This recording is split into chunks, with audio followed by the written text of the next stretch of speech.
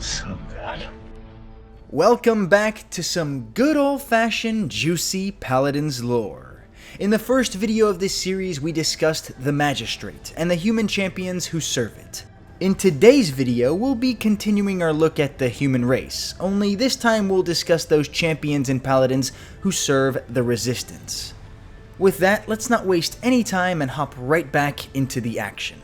So last video we established that human history is invariably tied to the history of the realm at large. Human beings make up one of the most, if not the most, populous race in the realm, and their status as being noble lords, warriors, and commanders in the magistrate help to emphasize just how powerful they truly are. That being said, human beings do not exclusively serve the magistrate. They also make up a very large portion of the resistance and third-party factions as well. This little refresher aside, if you're interested in a more in-depth discussion on the human race's notable feats and moments throughout history, go ahead and watch the first episode in this series by clicking the link in the description down below.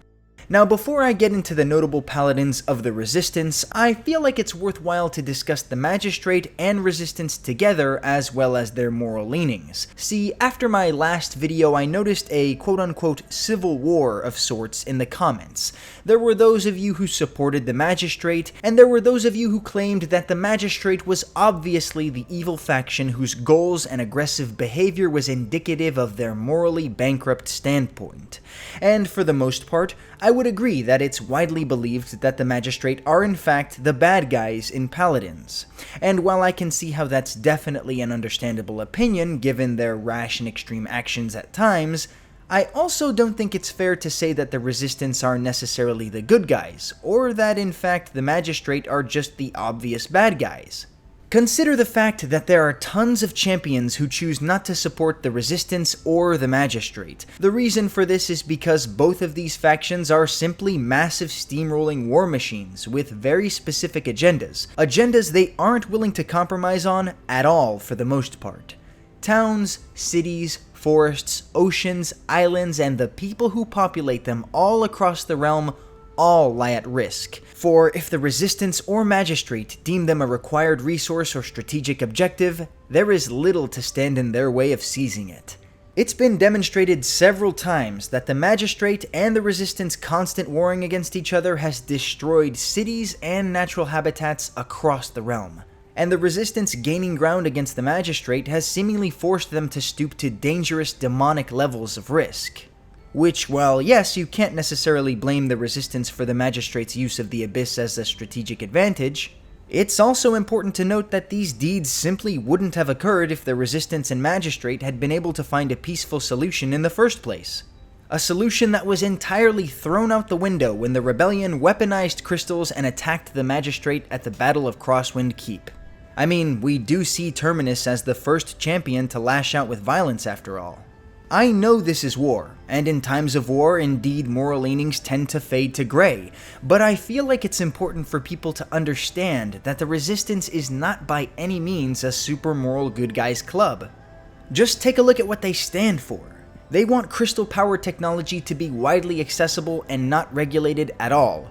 Which sounds good because this technology leads to clean and effective electricity and power. However, these crystals are notably extremely powerful and very volatile, and the reality is that they've already been abused numerous times to terrible and grand effect. No city, no matter how well garrisoned, well supplied, or fortified it is safe from this threat, because the reality is that one crazy sorcerer could take a crystal and make it explode in a busy marketplace or hospital, killing hundreds of people. Karn saw these resources as an understandably great threat to an era that had otherwise been completely peaceful and war-free.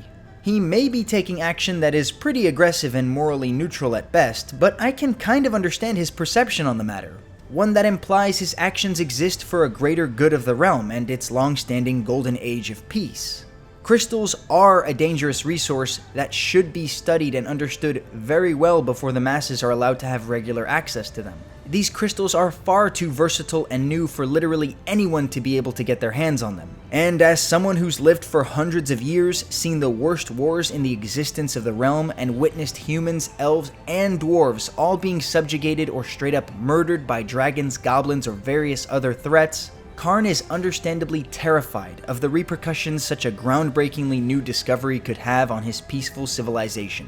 The Resistance, on the other hand, want people to have unadulterated access to these crystals, but more importantly, and what I think is the main reason for them taking up arms against the magistrate, they want Karn to be less aggressive and less oppressive. Karn was a good leader before any of this mess, and Valera must have been understandably terrified herself when she saw just how quickly and without hesitation the magistrate cracked down on its own citizens. The truth is, I understand both sides, and I feel like both have valid arguments that could have been discussed and a compromise or solution been found without bloodshed.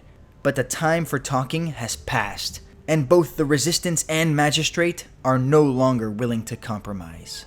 That being said, now let's get into the Resistance, and get to know their human members a bit better. Are we going to start fighting for real now? Cassie, the hunter's daughter. The Greenwood has always been an untamed place, a land filled with all manner of beasts and predators, and fierce though these animals are, among them, the apex predator is no great bear, gorlock, or wolf, but the human hunters who've populated these woods for centuries. Among them, none are more skilled than the hunter's daughter, Cassie. Yes, it's said that the hunters of the Greenwood tend to value nothing more than their freedom. Perhaps this is why when the magistrate sought to tighten its grip on the realm at large, the fierce hunters of the Greenwood traded their pelts for shields and their tanning knives for weapons of war, taking up arms with Valera and the Resistance against the magistrate. Nearly all joined the fight, all save for Cassie.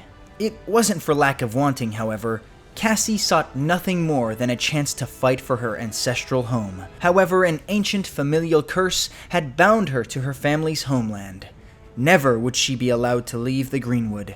Never would she taste true freedom. And never could she join her kinsmen on the field of battle. Or, at least Cassie had thought. For when a mysterious oracle presented herself before Cassie in the midst of the Greenwood, she whispered arcane advice in Cassie's ear. Advice that allowed Cassie to shirk her curse for freedom and a chance to fight. The choice was easy for an impulsive and eager Cassie. She departed the very next day for the warfront, bearing nothing but her father's enchanted crossbow. With her faithful avian zigs atop her shoulder, she serves no longer as a hunter of beasts, but one of men instead. However, there was something about that fateful day in the Greenwood, something that would continue to haunt her for the rest of her days. For such curses aren't broken easily, and fewer yet are done so without repercussion. Whew, that was a close one. Lesson 1. Always strike first. Koga, the Lost Hand. Koga's story is not one of triumph or nobility, but instead one of survival. As a boy, Koga's life was consumed by petty crime, his natural dexterity being honed by successful heist after heist, and though Koga was a street urchin by all means, he was confident, to say the least. So confident, in fact, that when the opportunity presented itself, he challenged the tyrant criminal kingpin Zin to a duel. Zin's reputation was one of a merciless nature. However, Koga met Zin's precise blade strikes with parry after parry, dodging molten hot strikes with an almost superhuman speed and skill. But a young, albeit talented upstart is nothing in the face of a cold, calculated, and experienced master of the blade. And just when Zin could have struck the final blow, reducing Koga to a bloody smudge of burnt remains, instead, something miraculous happened. The tyrant smiled. "Come," Zin said, offering his hand. "Your talents are wasted on these streets." Lesson 2. Use every tool to your advantage. Koga, being sour at the loss but grateful for the show of mercy, took Zin's hand, and thus would seal a fated relationship that would be marked with friendship, betrayal, and vengeance. For even though Zin considered Koga a son, he would eventually be misled and deceived by jealous competitors who longed for Koga's place by Zin's side. Koga narrowly escaped Zin's wrath with his life, and for the next few years his life would be spent on the run, not only from assassins affiliated with his former family, but also from the magistrate and their top bounty hunting judge, Lex. However, this contemptful display of betrayal would not sit well with Koga, for that day had been burned into his memory, and Koga demanded vengeance upon his former master. He would return, his former family would pay, and as for Zin, Koga would finish what he'd started all those years ago. Lesson 3. Never fight someone you know you can't beat. The gods are watching, our blood is rushing, and the hunt is on.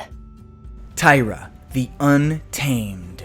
The Sentinels recruit only the finest young talent in all the magistrate, and Tyra, well, she fit right in. A sharpshooting master of the assault rifle with enough stamina to outpace even the most seasoned soldiers, Tyra truly embodies a survival of the fittest mentality. However, after their catastrophic final mission, the Sentinels were no more, and Tyra, having little interest in serving as an enforcer for the magistrate, returned to her homeland on the frontier, determined to kill the biggest beasts she could find. It was during this time that Tyra became famed across the realm for nearly driving the feral and brutal Gorlock race to extinction. Beasts so wild and massive, they're capable of killing entire squads of trained soldiers with but a sweep of their jagged claws. However, when ultimately the horns of war sounded, Tyra saddled up and answered the call to battle. The magistrate had overstepped their boundaries. Who were they to dictate the freedoms of commoners and subjugate them by force? Tyra joined the Paladins and has since been instrumental in their efforts across the realm. From the Battle of Stone Keep, where she single-handedly saved Cassie's life and repulsed the enemy forces, to the battle atop Ascension Peak, where she faced down and dueled the great war machine Ash. Tyra is a beast at heart, untamed and unwilling to compromise. It's said her handcrafted firebombs and tactical skill match even the most seasoned commanders of the magistrate. And that makes sense, seeing as how she was trained by them. I defeated a Gorlock with my bare hands. These foes will be of little trouble. If I must fight, I will win. Shaolin, the Desert Wind. Some folk like to tell tall tales, like the one about Shaolin. He's a supposed adventurer whose deeds stretch as far as the horizon itself, toppling warlords and power-hungry nobles, defying death at every turn. Some folk even say the bastard can vanish from sight like a damned gust of wind.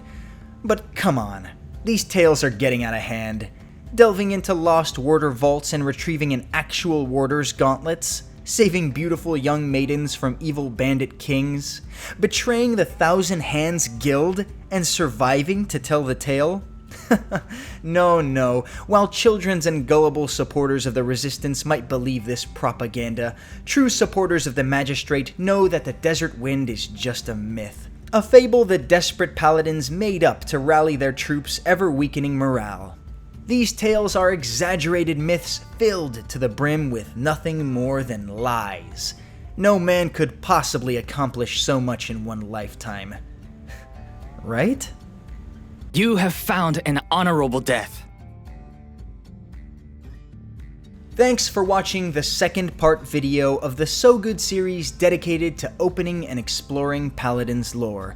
The next video will be a shorter one covering Buck and Imani. I separated these characters because there's a surprising amount of lore dedicated to them, and including them would have made this video too long for my taste.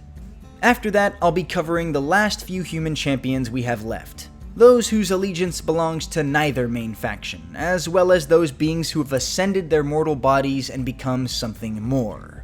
Let me know what you thought in the comments down below, and don't forget to share this video around. Spread some love for Paladins lore. Who knows, maybe if the right person sees this video, Paladins lore could be canonically expanded, and that would be awesome. Well, with that, I'll sign off with my constant reminder to go out there and keep on loving good stuff.